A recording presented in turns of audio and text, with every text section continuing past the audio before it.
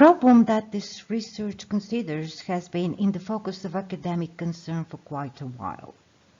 So the question I ask is not whether it exists, because there is abundant evidence that it does, and it is not unique for Bulgaria.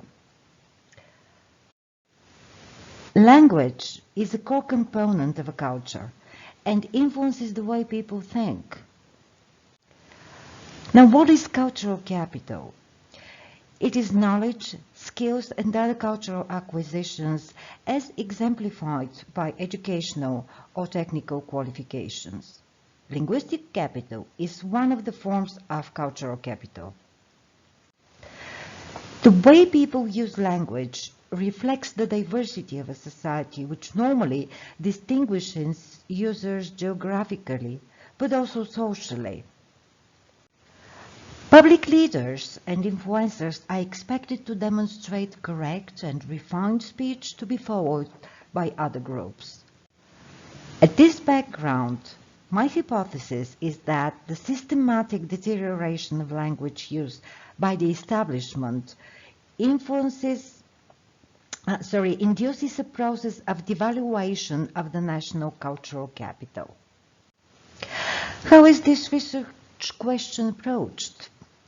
It is approached through continuous observations, a survey of 106 respondents, and in the analysis I used several codes, among which the importance of correct language usage, the language of public figures, influence on the society or nation, and proper language as an asset.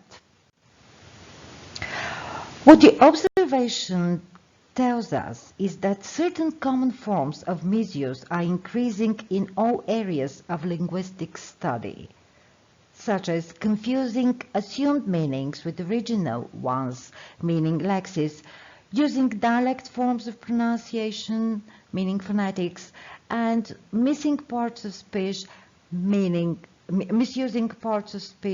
meaning syntax. The research question I ask is, what is the social cost of this trend? The survey method disclosed how people experience the phenomenon. The results were classified in 4 dimensions. An attitudinal dimension, where people expressed annoyance with such treatment of the language, most often defined as negligence. A cognitive dimension, which criticizes the impediments this creates to the clarity of the presented information, the misleading ambiguities, and the difficulties to the correct understanding of what is being said. An emotive dimension, which reflects the people's concern about the image of the nation.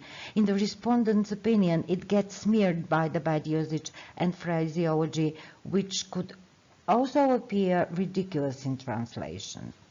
And finally, a civilizational dimension that implies the importance of educated and civilized speaking, which influence the nation's value in the globalized world. Now, how is the language of public figures in Bulgaria perceived as problematic? I registered the following groups of arguments. The argument of spread of the phenomenon, which is not isolated, but rather excessive. The argument that people cannot self-identify with the public figures and do not want to be represented by them, which worsens trust in the ruling. And finally, the argument that it creates a bad environment of public discourse and therefore creates confusion as to what is socially pertinent and what is not. The perceived harmful effects of this is that the inertia of the bad example, which is gradually becoming the norm.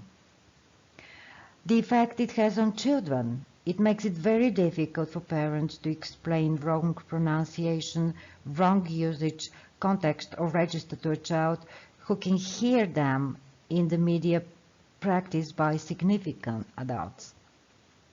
And also people believe this to be demoralizing in the sense that and I quote here, it degrades, vulgarizes, and debilitates the language, but can also be the disguise of disinterested attitude, irresponsible behavior, and absent motivation to fulfill one's public obligations. So, ultimately, the social cost appears to be that the national linguistic achievements would be gradually deprived of their value as cultural capital.